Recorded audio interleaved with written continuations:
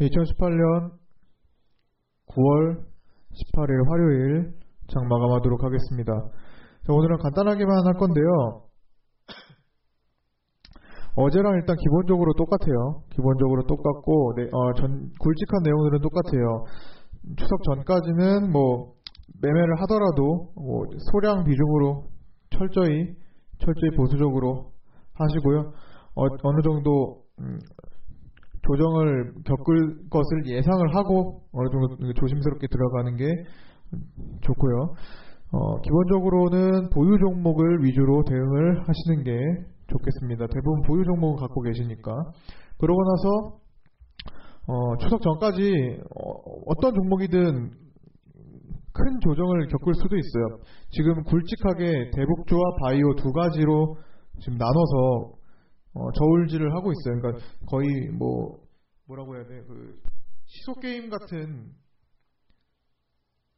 움직임이 굵직하게 보이거든요. 그러니까 대북주와 바이오의 두 가지 섹터가 굵직하게 시소 게임을 하는 것 같아요. 그런데 오늘 같은 경우는 오전에는 대북주 쪽에 힘이 좀 실렸어요. 왜? 정상회담 일정이 시작됐고, 그렇죠? 바이오 쪽이 살짝 미끄러지려고 하다가 신라젠을 끌어올리면서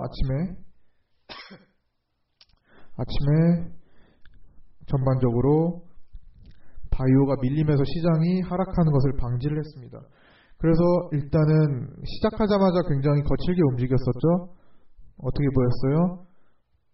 여기 보면은 시작하자마자 이 지수, 검은선 지수가 내려갔다가 올라갔다를 굉장히 빠르게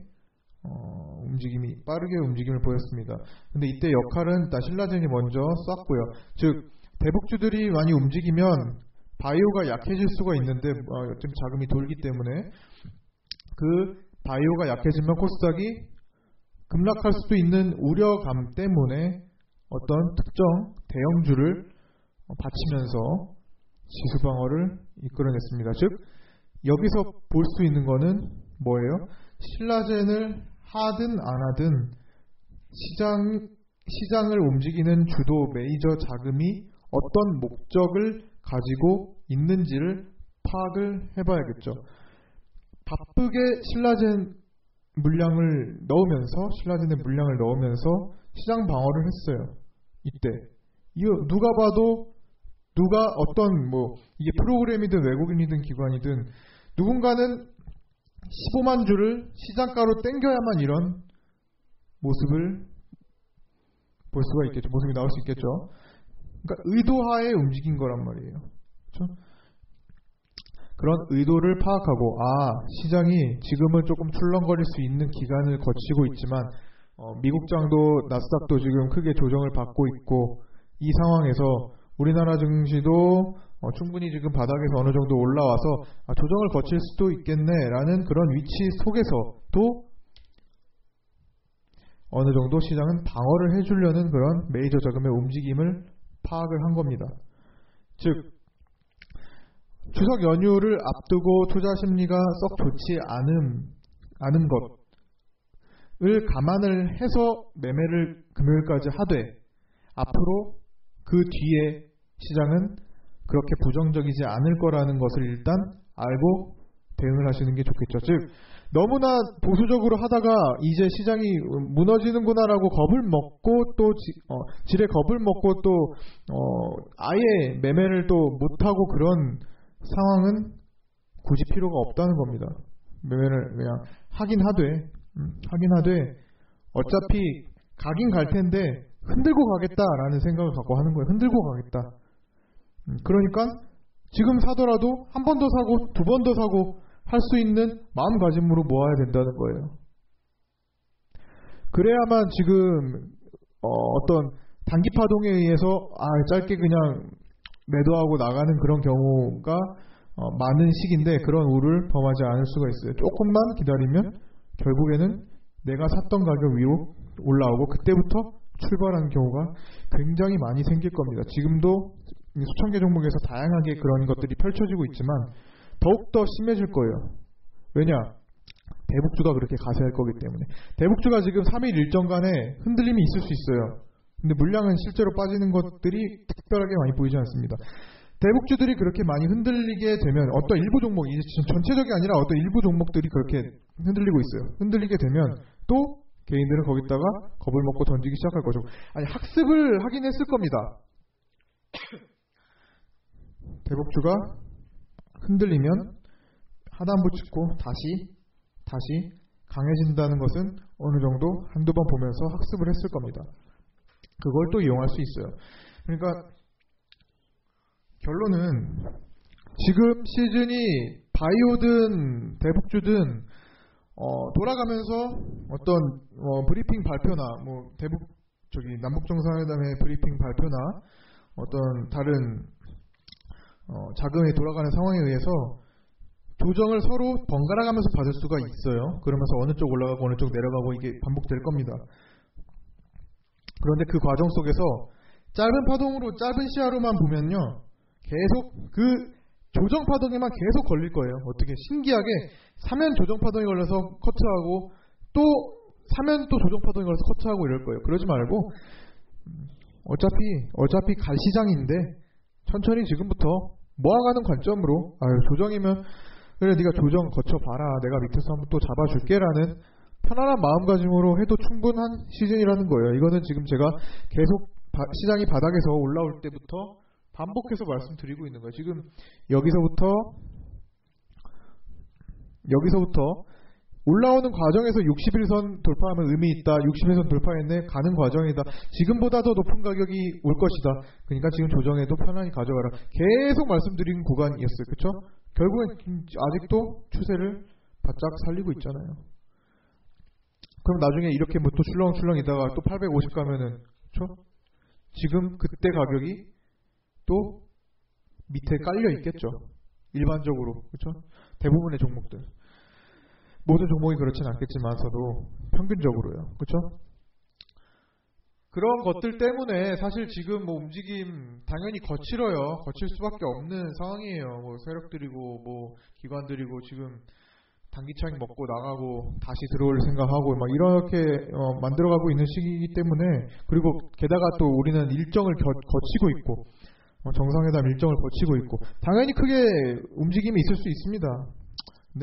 그런데 그 과정 거쳐봤자 다시 돌아올리는 구간이 조만간 만들어질 거라는 생각을 갖고 계시면 돼요. 그 2월부터 8월까지 하락하는 분위기랑은 전혀 다릅니다. 전혀 달라요. 상승하다가 조정을 받아야 되는 구간이고 받아야만 더 멀리 가고 더 강해질 수가 있어요. 조정 없이 가는 것은 반드시 그냥 그 외봉으로 끝나는 확률이 더 높습니다. 그래서 적당한 조정을 거치면서 물량을 소화하고 또 악성 물량들 뱉어내고 겁먹은 물량들도 물량 받아내고 걔네들 손절 처리하는 거 보고 그거 받아서 다시 천천히 뒤집어서 급등으로 다시 올리는 그런 일련의 과정들은 하루아침에 끝나는 것은 아닙니다. 시간이 필요하겠죠. 시간이 일주일이면 일주일, 한 달이면 한 달 이렇게 필요할 겁니다.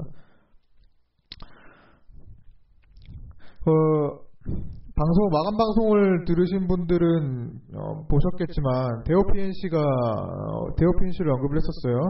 일부 저번에 여러 가지 정리할 때 대호 PNC도 잠잠하게 한 2달 정도 이렇게 바닥에서 횡보를 했어요. 그러다가 오늘 날 잡아서 그냥 날린 겁니다. 근데 이 과정 속에서 어때요? 이날 9% 떴다가도 다시 본전 왔다가 밑으로 내려가면 여기서 고점 대비 얼마야? 여기서 고점 대비 15%를 내리고, 저 고점 대비 15%가 하락했고, 여기도 고점 대비 또 내리고, 윗꼬리 쫙 달았다가 내리고, 올렸다가 내리고, 이런 과정을 반복합니다. 근데 거기에서 신경 쓰고 흔들렸다면 사실 기껏해야 우리가 만약 이거를 했다면, 그렇죠? 그러니까 요 과정 속에서 매매를 했다면 기껏해야 요거 먹고 아니면 요거 자르고, 요거 먹고 요거 자르고, 요거밖에 안 돼요. 그렇죠? 결국엔 날 잡은 봄파동이 나올 텐데 시야를 조금 넓게 봤다면 이런 향후에 펼쳐질 그림들을 알고 그림들을 생각을 해서 이 과정에서 네가 한번 빼봐라, 올려봐라, 나는 내 갈 길 갈련다, 갈 수 있는 거죠. 이렇게. 그렇죠?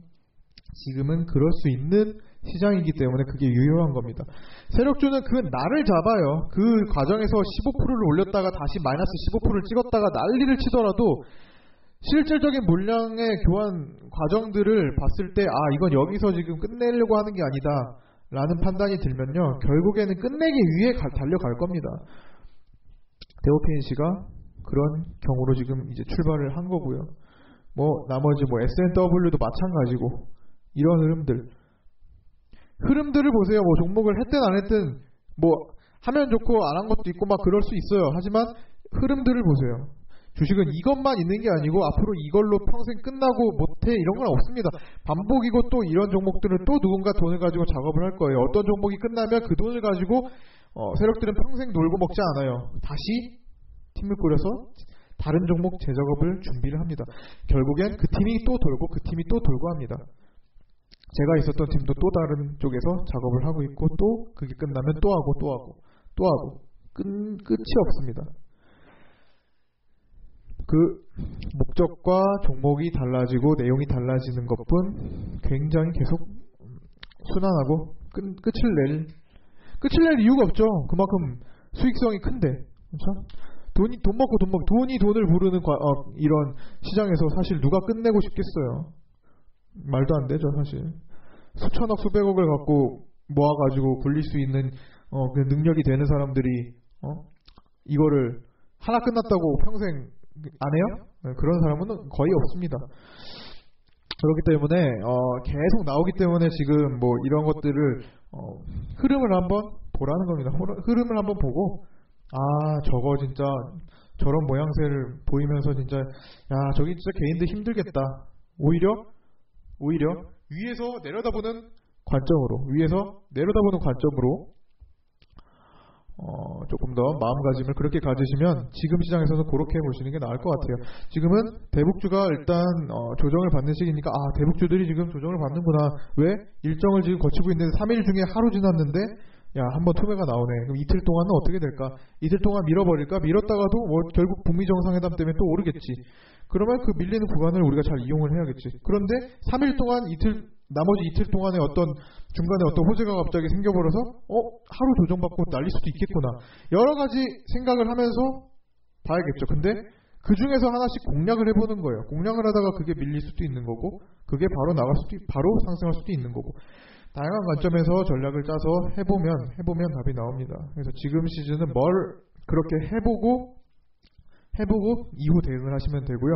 기본적으로는 해볼 게 있더라도 금요일 까지는 어느 정도는 현금 확보를 목표로 하시는 게 좋을 것 같습니다. 왜? 추석 연휴니까요. 추석 연휴 조금 가볍게 보내러 가시자고요. 자, 오늘 특별하게 수급도 간단하게 살펴보고 마칠게요. 개인들 500억대 매도, 근데 지금까지 매수량에 비해서는 취약합니다. 조금 더 날려줘야 될 것 같고요. 이게 내일 또 이어질지 몰라. 내일 또 개인들이 또 자꾸 덤빌 수 있어요. 이런 것들은 지금 의미 있는 1천억, 2천억 이렇게 완전히 의미 있는 가격대가 나오지 않는 이상은 크게 영향이 없다고 봅니다. 1천억, 2천억대에서 움직임을 좀 살필게요. 자, 오늘 이 정도로만 마치겠습니다. 수고 많으셨고요. 내일 뵙도록 하겠습니다.